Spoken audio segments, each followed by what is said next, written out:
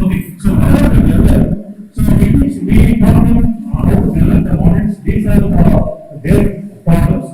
So all these sites, whatever see is to the western Ghats. You have eastern Ghats, similar to that we have western Ghats, where we have dense forest.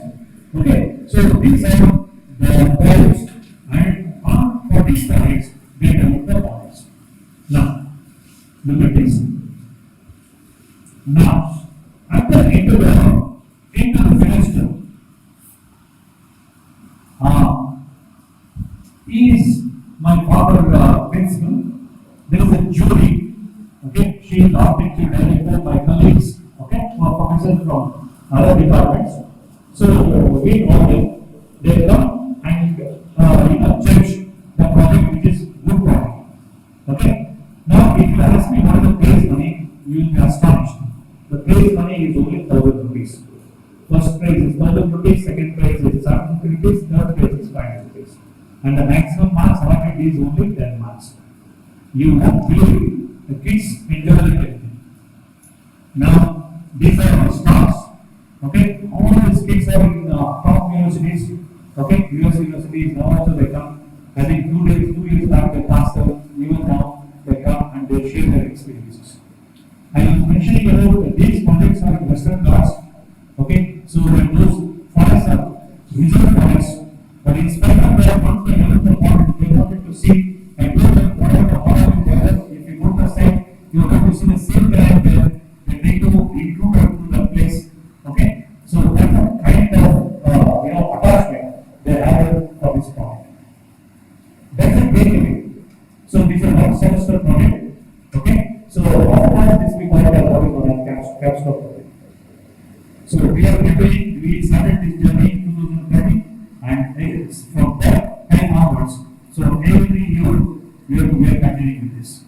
Now, what is the takeaway? The takeaway is even if after 10 years or 15 years, if you call the kids, if you ask anything about any basics about this course, they will not forget. So repeat what they will repeat. Okay? So that's the beauty of this capstone project. Another important thing is you want to really think. So if you look at a classroom, some kids are always sitting in the first bench, some people are always sitting in the last bench, some people are always sitting in the second bench and the third bench. If you put the kids who are sitting in the last bench to sit in the first bench, for the class, for the particular class, you will come and sit in the first bench, first row, and immediately after your class, again you will go and sit in the last bench. Why is so? So we have as VARK. So V is visual, A is audio, R is reflective, K is kinesthetic. Kids who are sitting in the first bench, they are very good in visual. Rather than making order and showing the power board within protect your grasp. So when you talk about audio, whether these kids sitting in the first bench or the second bench or the third bench, they are good in listening, whether they are talking, within protect their grasp. And people are sitting in the fifth bench, so they are good in reflective, whether they are good in both visual and audio. But when you talk about the kids who are sitting in the last bench, so they are kinesthetic, they are neither interested in visual nor interested in audio. But if you ask them to do the model, they will come out with a beautiful model. Usually we call the students who are sitting in the last bench as LLBs, last of the last bench. But if you ask them to come up with some model, okay, even if a bad student will not come, do a good model by the kid who is sitting in the last bench. So what I am telling you is, whenever you are proving this bias, if you put one person from B category, one from A category, one from R category, and one from T category, if you ask them to do the project will come out very nicely. That also we experimented at BMSCE College. Okay, very important. This is a small report. This is my first part. Coming to the second part, so what's going to present for the next 5 or 6 minutes. So we are telling Professor Raghunath, mine is my solution is water resources engineering, and he is expertise in structures. So, Bangalore, you have seen a lot of slums. Okay? So, because I will talk very slow, lot of slums in the Bangalore in the second part of my lecture. Now, usually you don't see these primary schools in these slums. And repeat, in slums you don't find any government school, primary school. So, often this, these NGOs, there was a lot of demand from NGOs to start these schools in the slums. What in my government, in my state government did was, they introduced what we call as these schools on wheels. I mean, they identified a couple of new buses for road transport, and they improve the seats and convert back into a school, and every day morning this driver or the teacher will go to the particular spot. So, park the bus there, okay? And if somebody, some kid come to the bus, teach them, otherwise just come and be engineering. This was a common scenario. So, my friends, my colleague and other students in Bangalore, both from civil engineering or architecture, they thought that why don't we come up with a simple day school for this slum kids. That's what I will talk for next minutes. So, day school. Let me skip this. This place is the Higher airport is near Marathali.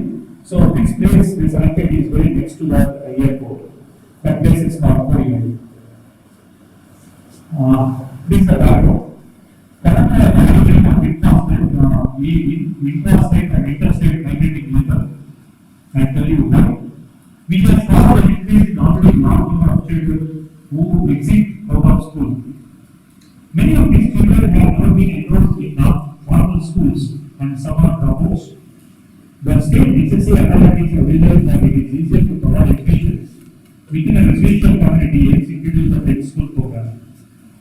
These schools aim to make education accessible through bridge courses that mainstream children into formal education in a systematic manner. That was the aim. Now,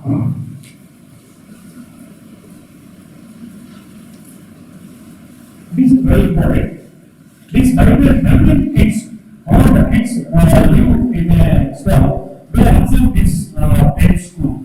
Okay, that's why I mentioned tech schools are widely accepted among the migrant communities, and this ensures that children remain within the settlement. Okay, so there is no security for the house because there is no main road. If you in the main road is there is no water key system. Okay, the kids who are in the house, they need to take care of the host and then whatever the property is there, that is the main job of this case.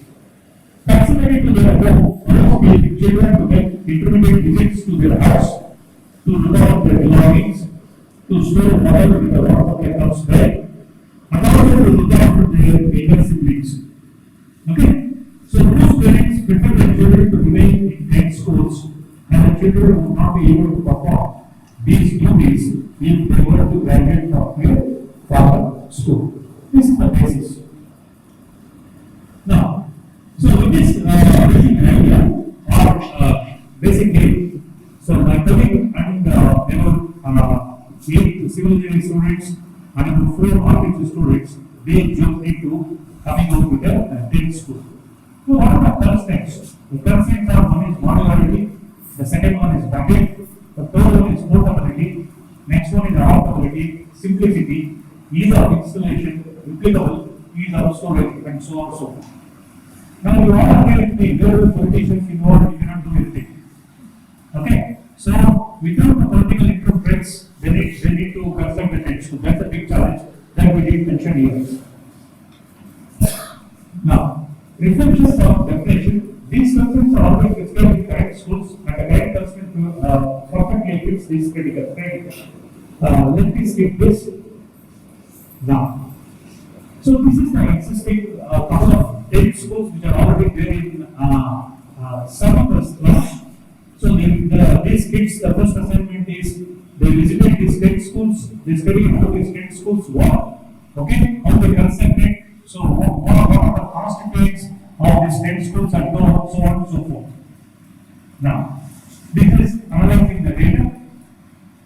Then, once this data is ready, they start together, they start talking about how to come up with this 10 school that we conduct what is known as ideation.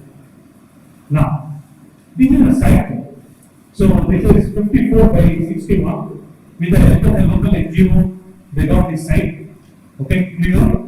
Okay, now these are our kids, what right now you see here. Okay, so how to come up with the model? How to come up with the head school? So this we call it modern studies. I don't know whether in other disciplines, but in civil engineering and mechanical engineering we do a lot of modern studies. So we are doing these modern studies using this simple pencils and also small sticks. Whether when the wood or the poles what they are going to tie in the later part. Okay? So that is a distorted model and this is a scale model. Usually architecture students are very good in constructing these scale models. Now then the model which we are going to come up with and the issues, what are problems we are going to face with the prototype. One is again, this is a wooden core and this is a wooden core and how to tie this to the core. So that's the problem. So they have come up with a lot of issues regarding these prototypes. Now, coming to what you see here is all our fixed. So we know they only whether it is concrete work, whether it is plumbing work, whether it is brick masonry work, everything, whatever they are saying you, here is our fixed. Okay. Now, so now again, each already is NGO. So this boy is already an NGO, and this is how the various stages of constructing the end school. Okay, so look at this, and we are doing a lot of consultancy in our college. Okay, it's a huge consultancy. We get these concrete blocks. So now these concrete blocks are tested. Okay, this will be there will be it's a waste. So what these kids see, what the kids did is whatever waste that is there in the college. So they take all this waste and dump it over there, and they use this waste material for constructing this. Similarly, whatever you are seeing here, this is the waste from the mechanical department, machine shop. So they picked it all the waste and they put it in the windows so that the kids get fascinated by these shapes. Now, he is my colleague. He is also busy in helping the kids. Okay, he is there. He is a person, Professor Raghunath. Okay, so these are the different phases. Okay.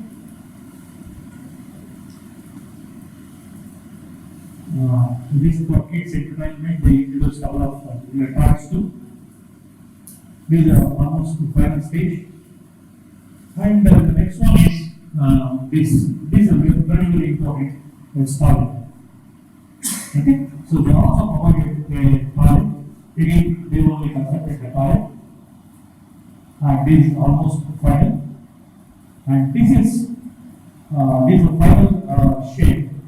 And after 1 year, again we went there, and the school is in the same shape because the local people and the slum people they maintained the school because they thought that it is better for the kids. Okay, now this is another smart project or Capstone project which our kids did. Okay, then so with these two projects, we got a lot of those. Then we came up with what is known as one more project. Due to time, I am unable to show that. We got what is known as bus project, BUS. Okay? But build, use, and shift. Usually, wherever there is a huge residential complex is proposed at a particular site. So, what the program will do, we bring a lot of laborers from different places. So they used to put a lot of sheds all away from main project building, and they will stay in the sheds for 3 months, 4 months, or 1 year. Once the project is over, okay, so these people are asked to vacate the sheds. Now, what we thought was, rather than giving this shed without proper shelter, because especially during monsoon season they will have a very tough time. So we thought of coming out with, why don't we come out with a solid structure? Okay, so that we will have plants. Okay, it is built, used, and shipped. We have a back-and-forth system. So you need to put four pillars and 4 corners. If you talk about a rectangular, maybe 10 by 10 side, 10 by 10 building, 4 corners, 4 pillars. Then you have a back-and-forth system. You have ready-made planks, RCC planks, lightweight. You bring it, you place it, you move it. Okay, within no time, probably within 2 or 3 hours, you will have a nice building with a roof on the top. Okay. People will have a decent living. So whether they are going to stay there for 3 months or 6 months or 1 year. So again, that was appreciated by Government of Karnataka. There are a lot of laurels for that project. So these are a couple of projects we did and we are doing at BMS College of Engineering. So this is my first part. Now, this is my favorite slide. Before I end my talk, I picked it from IKEA website. When I am talking about OBE, so OBE talks about, so what is OBE? What is the difference between outcome based education and passive teaching? So here we need to make the students industry ready. That's what is shown here. So he's a manager, IKEA manager, and this man is asking for a job, and this manager tells these are the components of a chair, okay, and the instruments or the tools. You take the tools, you take the components, you make a chair, make a chair, then you come and sit before me for an interview. That is what OBE talks about. Okay, so then at the beginning I said, how many of you want to become a teacher, or how many of you want to remain the teaching profession? My colleague morning he told you that you have a lot of office work. So OBE is lot of work. So documentation. Okay. So believe me, if you teach for 2 years, and at least in the beginning, you need to put in another 1 year for 1 hour for documentation. That's the reason. That's very, very important. So that is the reason I put this slide. Now, I end this talk with this. This is my favorite slide. Wherever I go, I traveled almost wherever professor traveled. We gave a lot of lectures on OBE and other topics. Wherever I go, I put this slide. Okay, so look at the this was on one of the notice boards or the main wall of a South African university, where it says that destroying any nation doesn't require the use of atomic bombs. Okay, it requires only the bad teachers. Okay, so that's the reason we have a lot of responsibility. We need to understand our responsibility and we need to act according to that. With these few words, let me stop my first lecture. Now, whatever the questions you have, you are most welcome. And whatever the little things I know about OBE and whatever I know, I'll try to clarify your doubts. Most welcome.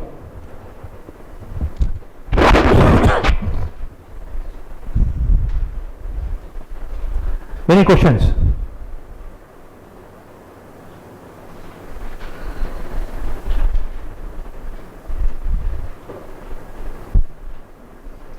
Yes, sir. For the Capstone project that you showed in the Thank you. So, what is the normal time frame and when should we start? Sir, usually it will be 1 semester, it will be 2 semesters. In some cases, in my department, couple of professors they took four semesters too. Okay.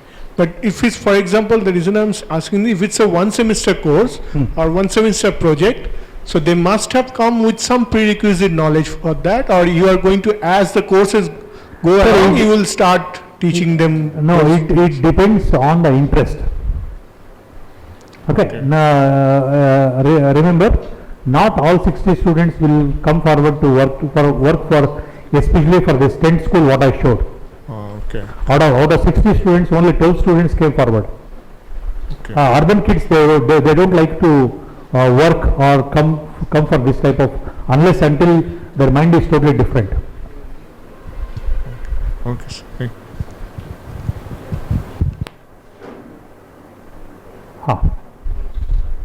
Any other question? I saw a couple of participants were sleeping in the back. I was sorry. I'm very sorry. I failed to live up to their expectation. I'm sorry. Yeah. Maybe my lecture was boring or the food was heavy. The latter could be very. Yeah. Sir, I have a question. Yes, ma'am. When we talk about Capstone project, Mm. like, is there an option you give to the student at the beginning of the say course, or you spot some spark in some of the students and then you motivate them? How does it come about? Because I don't know about other departments or other colleges, madam. Usually, in my college, kids come to the core department from third semester onwards. Maybe within 10-15 days, they will, among 6 or 7 teachers, they are, some teachers are more attractive. Within no time, they will attract the kids towards their courses. So that's very, very important. So if the kids are not interested, there is no point in pulling them, and you cannot expect anything from the kids. and do they earn extra credits for doing No, this? whatever I showed, it is only for 10 marks, and whatever I showed the 10th school is 0 marks. So whatever the knowledge he gained from the 10th school, he started of course, only right from day one he was talking about starting a NGO, he started a NGO. So roughly what would be the percentage of students who opt for this kind of Nowadays, earlier it was not there too much, but nowadays I'm seeing a lot of changes. Maybe about, in BMS college, about 20-25% of the kids, they opt for higher studies, especially in foreign universities. And maybe about 50-60% of the kids, they are looking for placement. And maybe about, now we are going to see a lot of entrepreneurs, and about 10-15% they start looking for some societal activities. Another thing I wanted to ask is about the definition of Capstone project itself. Ma'am, if you ask me, don't go by Capstone project. The definition what the Google Baba is giving. So let me make it very clear. So as a teacher, my responsibility is I am teaching this course. From this course, if my students gain some knowledge, that's it. I am happy. I will not go to rule book. Okay, 90% pass, 95% pass. Then that is not. Those days are all gone. If you ask them to, if you give them a problem and ask them to solve, they must be in a position to solve. Then only I as a teacher, I did my job. No sir, what I wanted to ask is, when you say Capstone, it should definitely have societal relevance, or is it okay if it's also an industry related project? Anything, ma'am. So that's what again I'm telling. See, don't look for, wherever you go, people talk about sustainability, people talk about society. No, that is not the case. See, I as a student, I'm not be interested in that. I want to be an entrepreneur. I want to learn something which may not be useful for the society, but at the end of the day, I'm selfish. I want to come up in life. At the same time, whatever the fees I'm paying for my college, yes, I expect something from my teachers. If I learn something from that, yes, my goal is achieved. Why I asked is because it's a very common practice in universities abroad.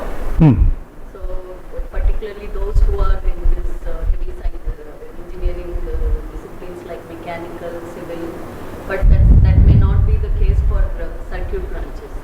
So for certain courses, they insist that the student should engage with the society or with the industry, and there should be a capstone project to demonstrate, because based on that they have their employability also. Ma'am, Now, I don't know whether we can ma'am, I do agree with you.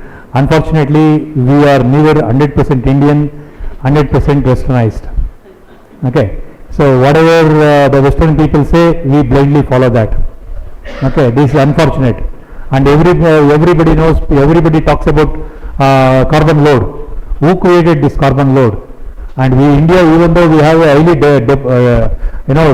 populated country, we never had this problem of carbon. Okay, this foreign, America, Canada, they release the carbon. Now they start talking about carbon deload. How it is possible?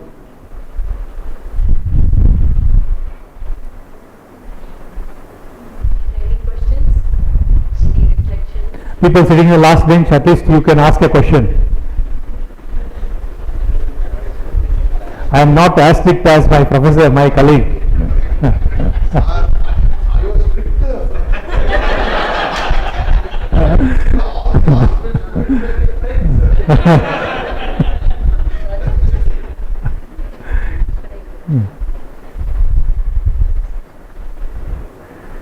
And another one thing is, I forgot to tell you, the course which you are teaching, okay, you are the boss. Let me repeat, I am teaching a course called hydrology. For hydrology, I am the boss. Okay, my HOD, my principal, my management, they don't have any business of poking their nose in my course. I am going to frame the syllabus, I am going to frame the question, TLP, teaching learning process, I am going to frame what kind of assessment I am going to do, and whatever the results that are coming out of that, I am held responsible. So your syllabus is this, don't change this topic, that topic, no. That is the beauty of OBE. So whatever the course you are teaching, you are the boss.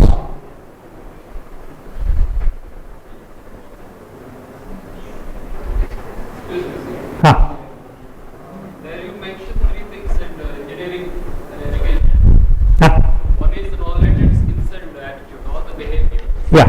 So we can assess the knowledge and the skills. What about the attitude and how can we measure or assess the knowledge, attitude and behavioral change of the student?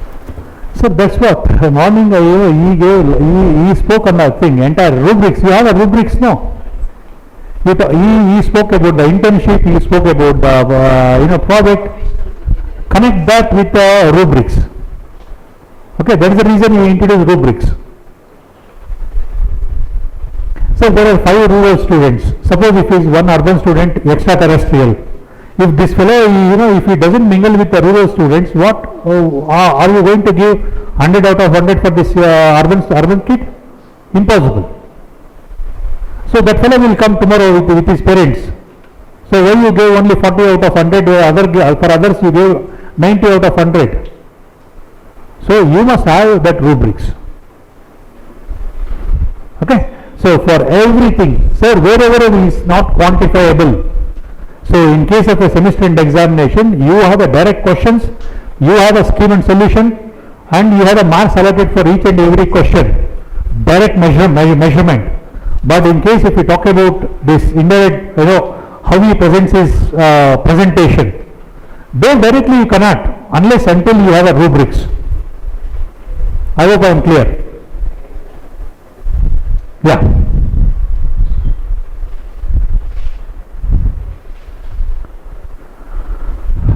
So, if you don't have any questions, let me stop at this stage.